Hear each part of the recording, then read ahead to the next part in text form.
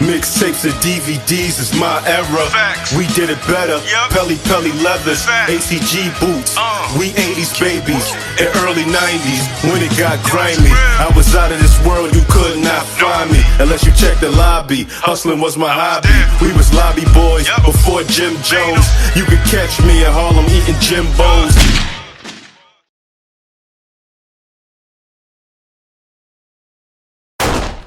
Now, supposedly, Rod Diggs was in Jim Jones' studio, or a studio that Jim Jones worked at often, and basically Jimmy wasn't feeling something that happened with Rod Diggs, so he told him to take that blood shit outside.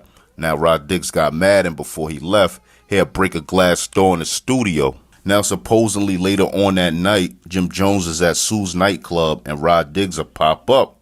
Now, the DJ will shout Rod Diggs out and let it be known that Rod Diggs was in the building. Now, it's reported Jim Jones would hear the DJ shout out Rod Diggs, and he'll lay eyes on Rod Diggs, and it said when Jim Jones seen Rod Diggs, it looked like he seen a ghost.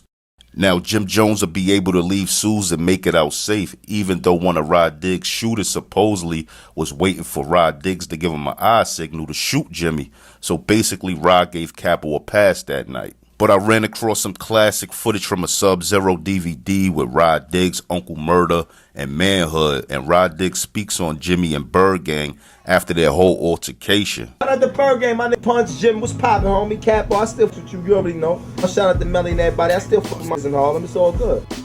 So what I gathered from that short clip was basically whatever happened with Jim and Rod basically got ironed out. You gotta remember Capo and Rod Diggs had mutual homies, and I'm sure Rod Diggs respected Mel Murder and Shooter as well as they respected him. So whatever they went through, I'm sure it wouldn't have escalated to the point where it couldn't be fixed. But I do want to say Rod Diggs was looking to the side like, yeah, I did something to them. I ran down on homie. But you know, shout out to them. Look at his eyes, like he looked like he was up to something, yeah. So you know something definitely happened. And notice he kept saying still, like, I'm still cool with them. Yeah, I ran down, I'm still cool with them. Shout out to them.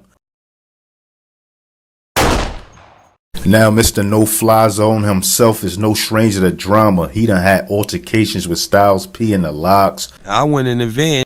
I hear all type of alarms and code 10s. And they fighting with Trick Daddy, Young Berg. We get to the back and like I'm holding on to the chain. It's like 3, 4, 5 security beat me up, whatever. I let the chain go. Just to name a few. Trick is known for putting Detroit on his back, making sure all rappers from other cities and towns that come to Detroit show his hometown love. Now, some people call it extortion, or some people may even call it friendly extortion, but it's simply just showing respect by checking in. Now, the whole No Fly Zone was created so the Detroit artists could get some acknowledgement from other rappers from other towns coming to Detroit to do business. But in 2009, in a night spot in Detroit called Esco Lounge, Trick will find himself on the opposite side of the battlefield from Jim Jones. Now, in the article from allhiphop.com, it says sources told allhiphop.com that about 10 men rushed the lounge area where they became involved in an altercation with Jim Jones of Harlem, New York. Shots were fired during the ruckus, and Trick born Christian Mathis was struck in the thigh while another unidentified man was hit in the arm.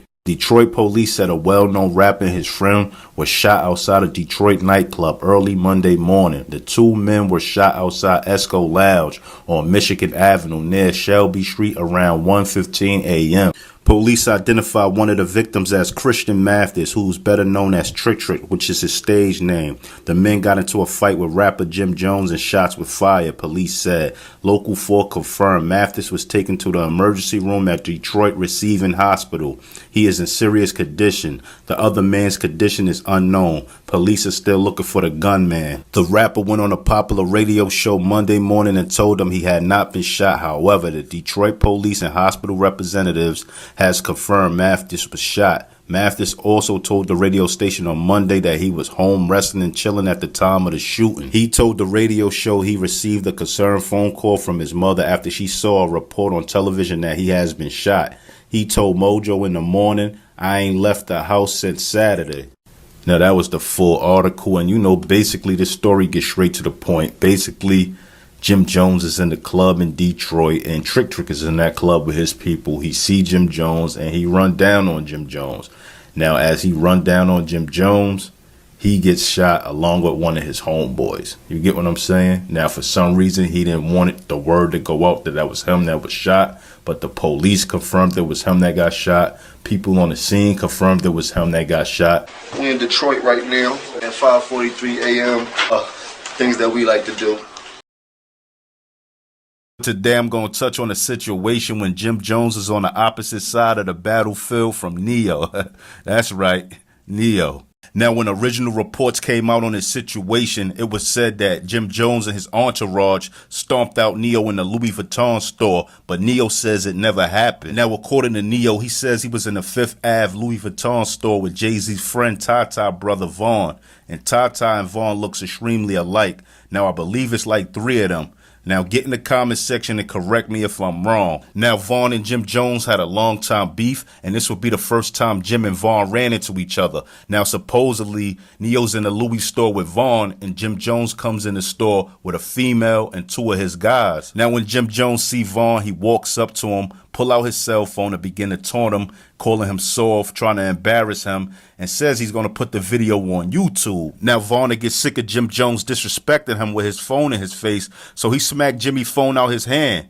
Once he smacked the phone out his hand, they begin to wrestle with each other and fall on the ground. Now, I'm guessing this is where the rumors of Neyo being jumped by Jim and his crew come from, but it actually was Neyo homeboy Vaughn. They wrestling around on the ground. I'm holding this dude, but the other dude will come around and then kick Vaughn, so then I go and grab that dude. Dude I was holding to go around and kick Vaughn, So basically, once they hit the ground, every time Neyo went to hold one of Jimmy's homeboys back, the other one would get loose and stomp Vaughn. Now, according to Neyo, the security in Louis Vuitton would eventually get everything under control. Jim and his people would leave the store, and him and Vaughn stayed and continued getting their items that they bought gift wrap. Now, once reports of this story hit the media circle, Jim Jones himself would deny any claims of hurting Neyo.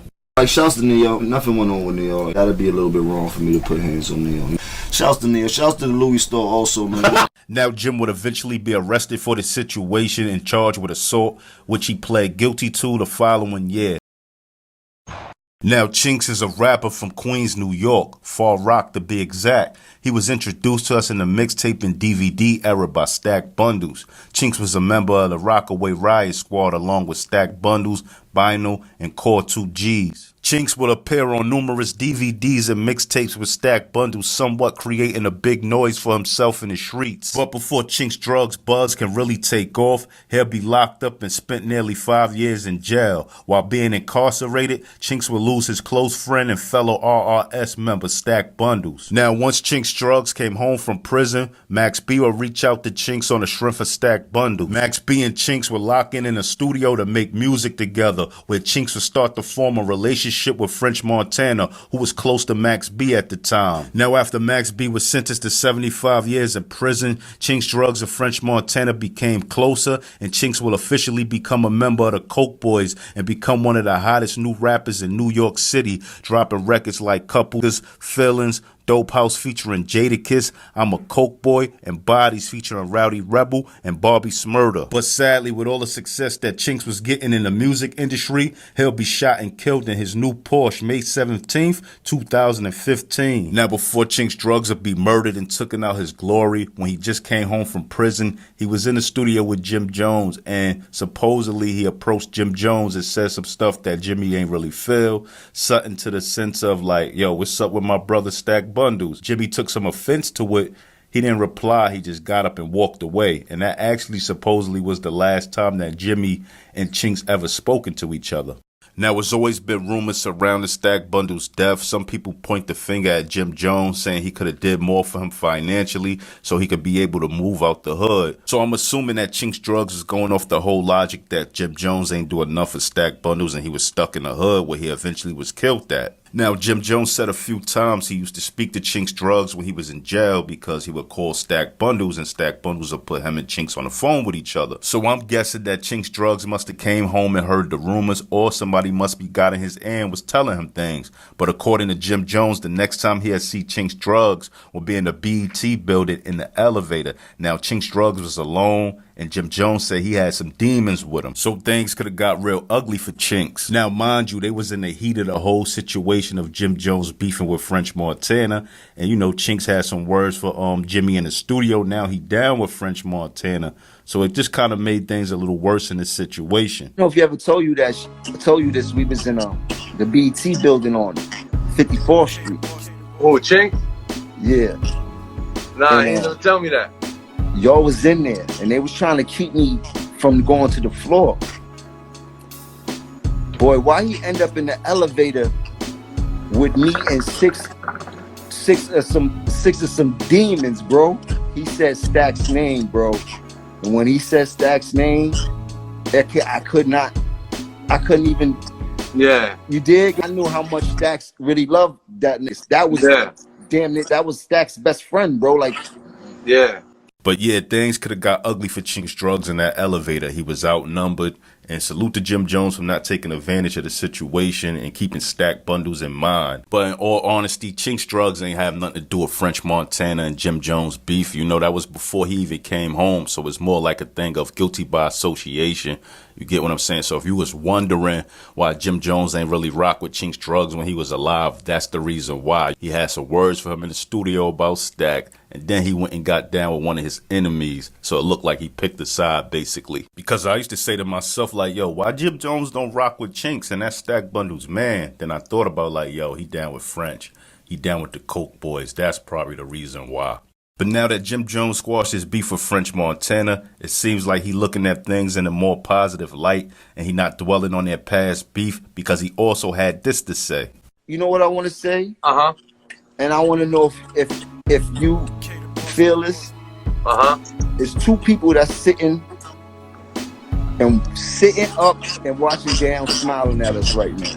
Chinx and Stack Bundle. You dig? I knew how much Stack's really loved that. That was damn it. That was Stack's best friend, bro. Like, yeah.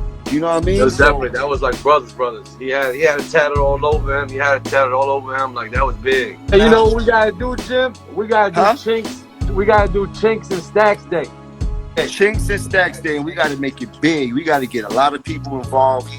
We gotta do that. Big. We gotta do it big for the kids. We gotta do it big for the community. We gotta do it big for Far Rock. Ain't nobody gonna say no to that. You gotta do it big for Far Rock, and I know Far Rock never gets nothing. Exactly. Ain't nobody gonna do it if we don't do it. You heard, Cabo? Word up, man. Far Rock gonna love this. Queen's gonna love this. I'm definitely with that, my brother. Now, according to Camron, Dipset was in a club in Miami, and some members of BMF was in that same club as well. Now, it's said these BMF members weren't the original members, but supposedly they were on a balcony over the Dips, and they kept spilling champagne on them. Now, according to Cam, Jim got wet by the champagne spilling, and he felt disrespected. So him and his guys went upstairs to address the BMF members for spilling champagne on them. Now, once Jim and his guys get upstairs and approach the BMF members, an altercation will happen, and one of the guys from BMF will get cut by one of Jim Jones' guys. Jim went up there with some other people, and somebody from there and got cut. Now, Cam will mention at this time him and his Dipset crew wasn't familiar with BMF, and they didn't know who they were. Now, it's said after this whole situation happened, Dipset will be out there in Miami doing a show, and while they're performing, there'll be about 100 dudes in the audience waving black BMF flags in the air. Best friends that came and Fat Joe performance, like, Cam, back up.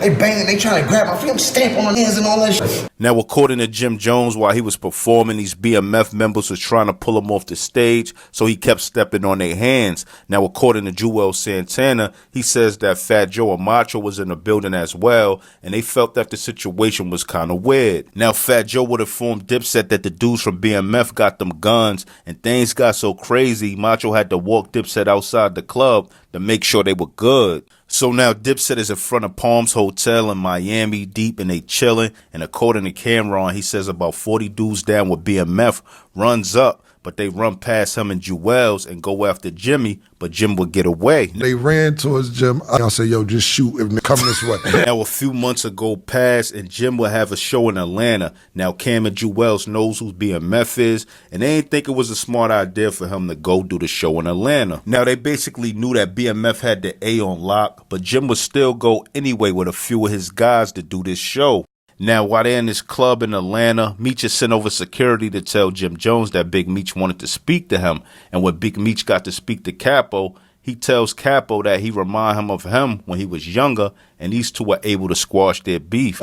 Big security nigga, like, yo, Meech want to talk to you. I'm like, oh. Now, even though Santana didn't find it was a smart idea for Jim Jones to go to Atlanta, he'll find himself in the A as well with 2 Chainz driving around, and he ended up going to the club along with his guy, Black Dawn. Now, supposedly 2 BMF members approached Black Dawn and Juelz Santana with guns out, basically trying to bring it to Black Dawn for putting in work in Miami on them. But surprisingly, the BMF members ain't getting no get back, and they told Black he was a real one for what he done, and they were able to squash their beef without nobody being hurt.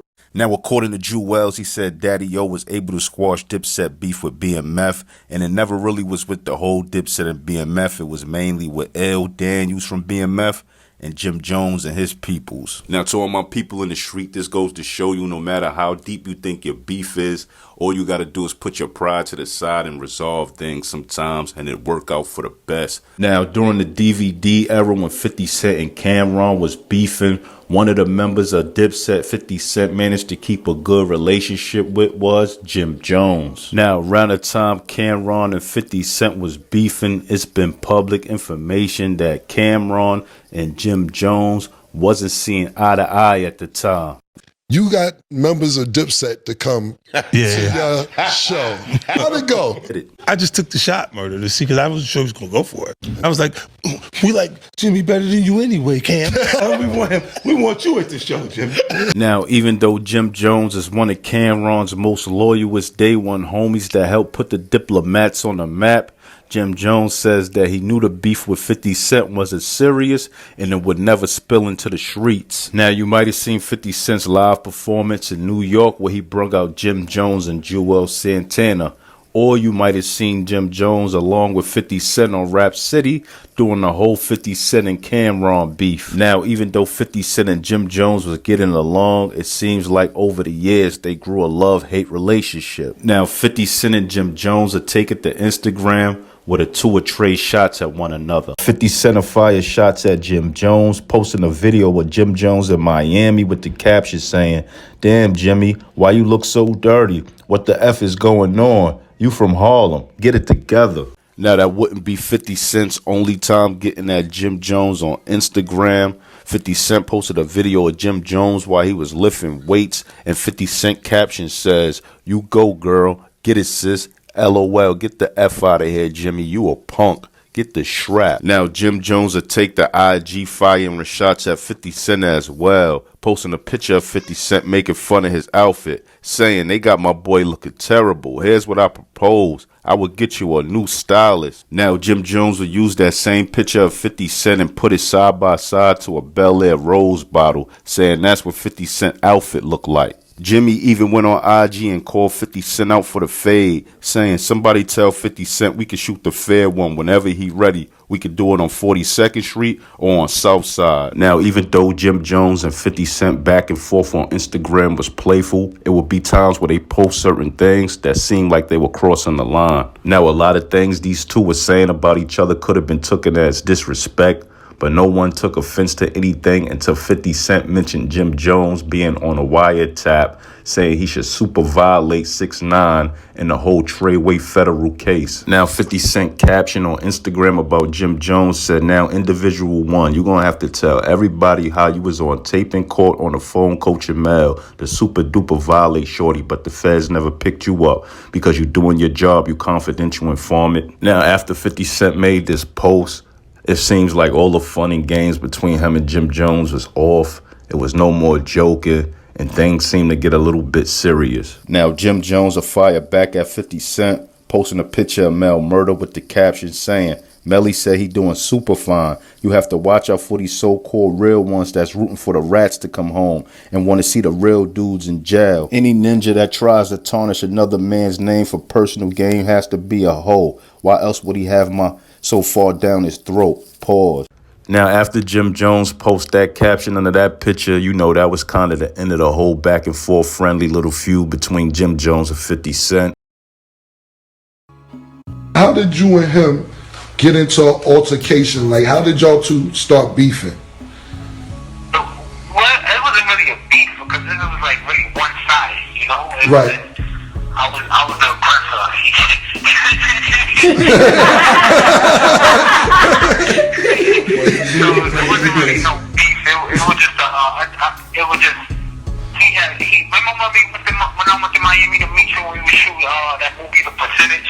See, the thing is this, bro. I know the story, but I want you to. I know everything. I just want people. I know this. You know I know everything. It's just you got 100,000 listeners right now. Just tell your side because you never really get to tell your side.